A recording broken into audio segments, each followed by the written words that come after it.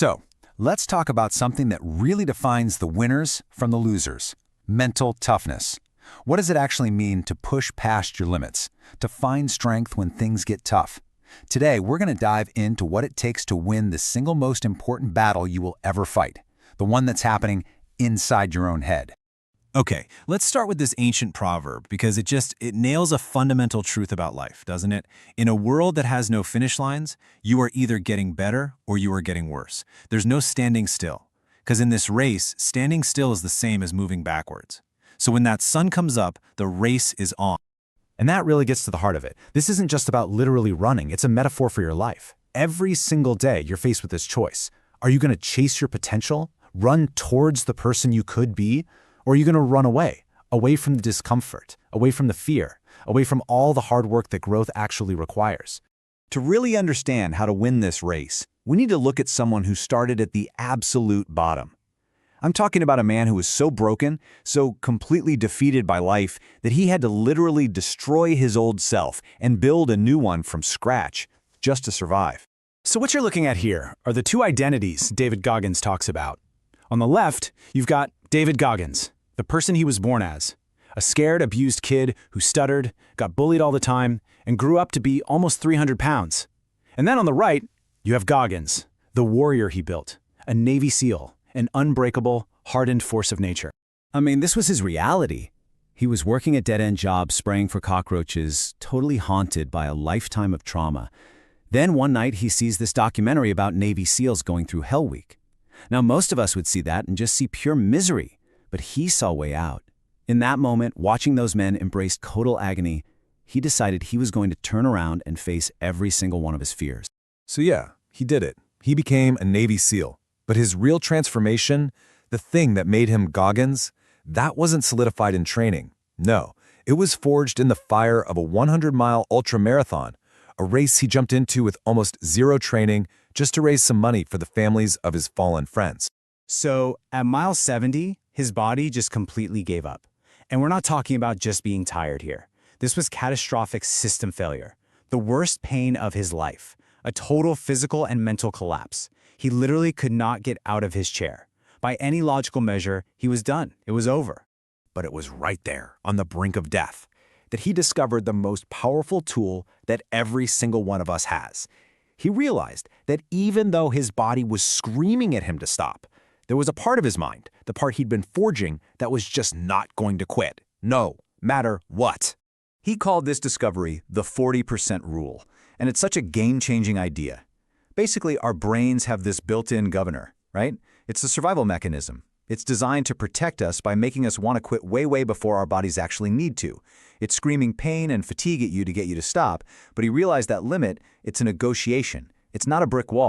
And here's the kicker. Most of us are living our lives with this 60% reserve of untapped potential that we never even touch. Once Goggins' mind really understood that it wasn't going to quit, his body had no choice but to adapt.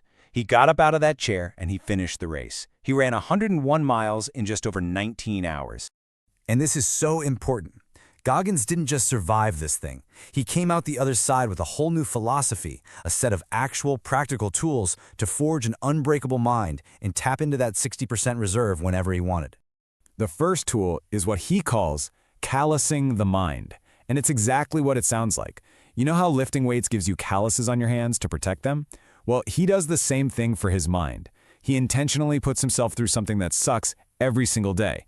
He runs in storms, he gets in freezing water, he does things he hates, just to build a mind that is so used to discomfort that it doesn't even flinch when life gets hard. Okay, tool number 2 is, well, it's intense. It's called taking souls. This is pure psychological warfare. During the worst part of Navy SEAL Hell Week, when everyone is broken, freezing, just miserable, he gets his boat crew together. While the other crews are shivering, barely able to hold their boats, he has his team start doing boat presses over their heads, yelling and laughing while they do it. Can you imagine? The instructors, all warm in their jackets, drinking coffee, were just demoralized. They couldn't figure out how these guys were thriving in the middle of all this misery they had designed. He took their souls by showing them that their suffering couldn't touch him. It's about owning the pain, feeding off of it. It's about turning your own self-doubt into fuel. And finally, the last piece of the puzzle is establishing a new norm.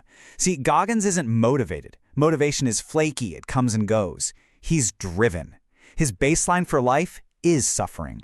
Getting up at 4 a.m., running for miles, enduring pain, that's not some extreme event for him. That's just Tuesday. And when you make the hard things your new standard, they lose all their power over you. So why does any of this matter to you? You might be thinking, I'm not running 100 miles, I'm not trying to be a Navy SEAL. But here's the thing. Goggins will be the first to tell you it's never been about any of that. He's preparing himself for the curveballs that life is guaranteed to throw at you. He's training for that 2 a.m. phone call that delivers terrible news. He's training for a huge setback at work, a personal loss, a health crisis. He's training his mind so that when life inevitably punches him in the mouth, he doesn't fall apart. Think about it like this. If you see a butterfly struggling to get out of its cocoon and you decide to help it by cutting the cocoon open, you've actually doomed that butterfly. It'll get out, sure, but its wings will be too weak to fly. You've robbed it of the very struggle it needed to develop its strength. That struggle isn't the obstacle, it's the whole point. So that feeling of discomfort you get, whether it's at the gym or studying or pushing through a tough project at work, that's not a punishment. That's the callus forming on your mind. That's the proof that you're tapping into that other 60%.